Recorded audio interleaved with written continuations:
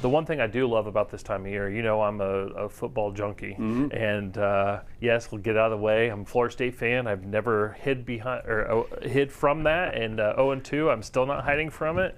I'm just not as glued to the TV as I normally am. Yeah. They're not very good, but I'll tell you. Correct. Yeah. I will tell you a team that is very good and historically has done very well, and that's the Southeastern University Fire, and we're glad to have the head football coach, Adam Waugh, back here on Sports Central. And Coach, welcome back. Thanks. It's good to be here with you guys. We know you're in the thick of it. Obviously, you have fall camp. You had your first game. You get a resounding win there, 34-0 over Faulkner. And then you have you have one of your first byes, right? Yes. So you've had 2 weeks off. You play Saturday. And then after that game, you have another 2 weeks off.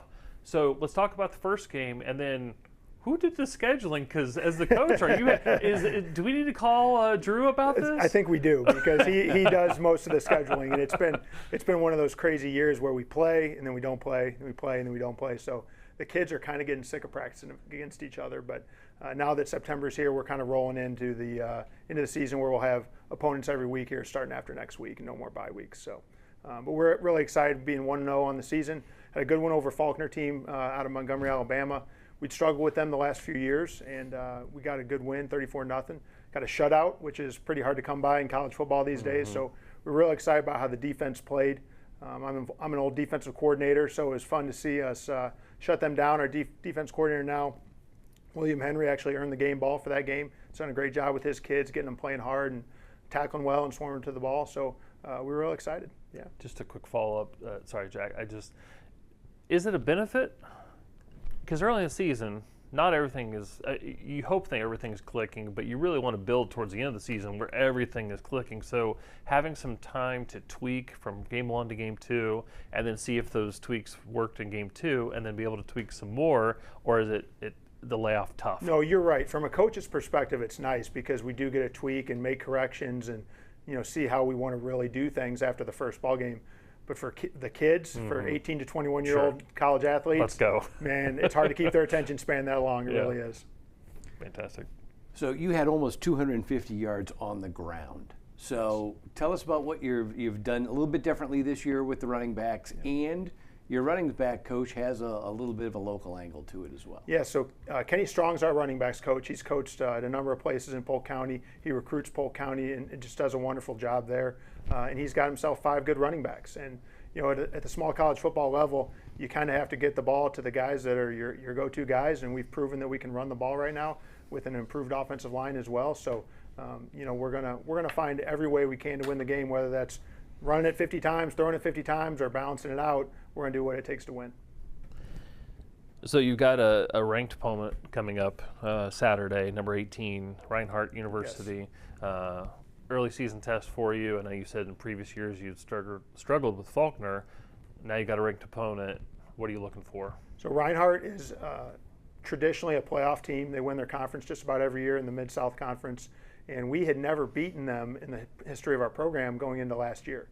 Last year we went to their place. They were ranked 10th in the country. We got a great upset win for the first time ever in the history of our program. And so they're coming back here this year for some revenge, I think. They're always a very physical team, and it's going to be another good test for our guys to see if we can string 2 good games together. Kids have had a good week of practice, so I think we're ready. One of the keys for NAIA sports in general, though, is not just having good sports teams, good competitors, but also good people. Right. Tell us a little bit about that angle of the NAIA. Well, small college football is great because while we can give athletic scholarships, our players are not on full rides like they are at the big schools. So, they're coming to SEU for other reasons besides football, for the academics, for the spiritual development. So we're trying to create well-rounded young men in our program, and we really got a fun group of guys to coach. And I think that guys at the NAIA level are playing football for the right reasons. And a lot of guys have aspirations of pro careers, and you can still go pro from a small college level, but they're there because they want to experience a good college program, but also get the college experience that SEU has to offer.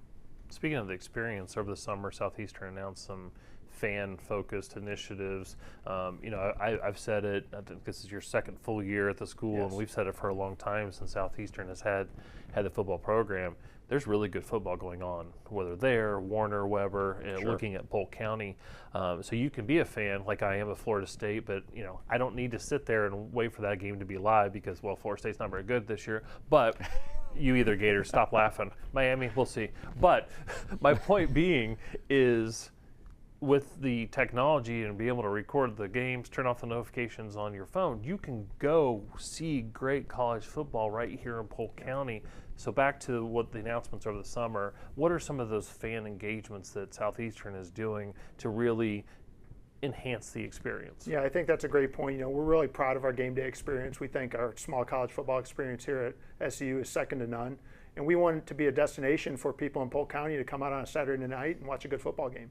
So while we have the best attendance in our conference, we are among the national leaders in attendance for NAI as well. We still want more people to come to the games. So what we did, we lowered prices. We lowered ticket prices. We lowered concession stand prices. So we want to get people there. And I think once they're there in the stadium, they're going to have a good experience and they're going to want to come back. We've also created a VIP in-game experience called the Fire Club, where you can have a food and beverage experience down in the end zone while the game's going on. So there's a lot of good initiatives that we're doing to try to get more people in the stands. And so far, so good. The first game against Faulkner was a great turnout, one of our best ever. We have a great student section that supports us really well, and it's a great home field advantage for us.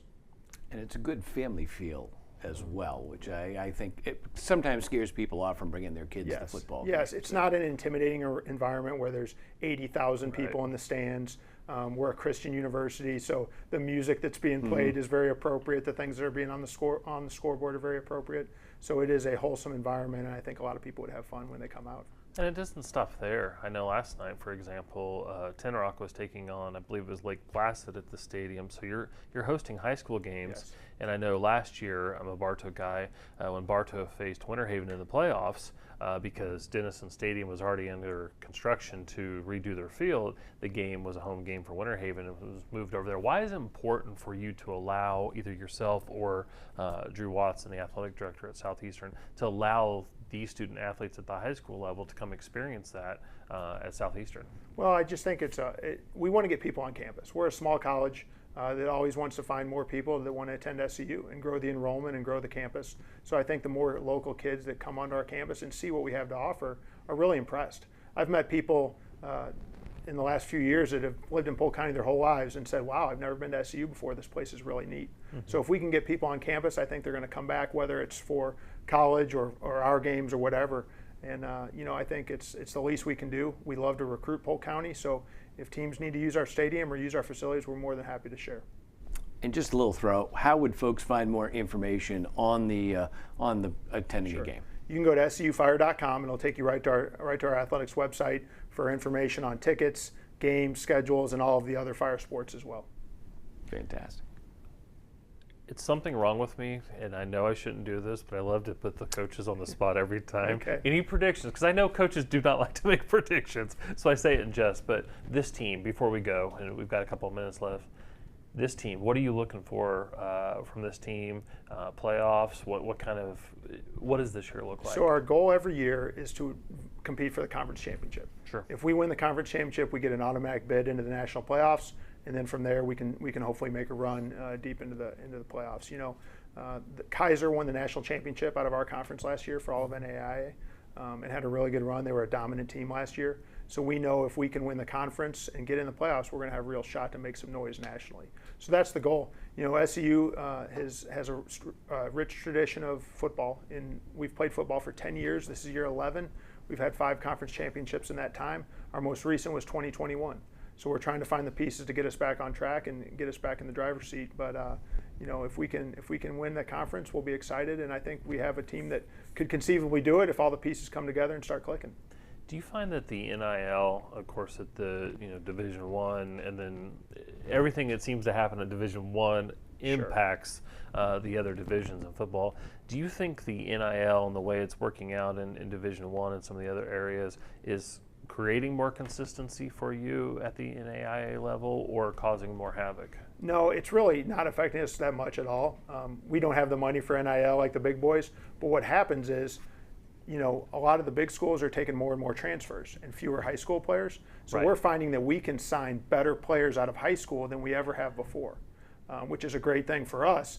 Now, when they get to us, if they play really well their first year or two, potentially lose we them. may lose them, Yeah, but right. that's just the way it goes right Sure. now. So if we can develop guys and have some success with them, I think it's going to pay off for us. And I'm glad you hit on that, because certainly one of the unintended consequences of NIL is the transfer portal and players not getting recruited or not getting signed out of high school. So certainly understand that. But Coach, thank you so much for your insight. We wish you all the luck in the world, and hopefully we'll have you back on when you get ready for that playoff run. Great. Thanks for having me.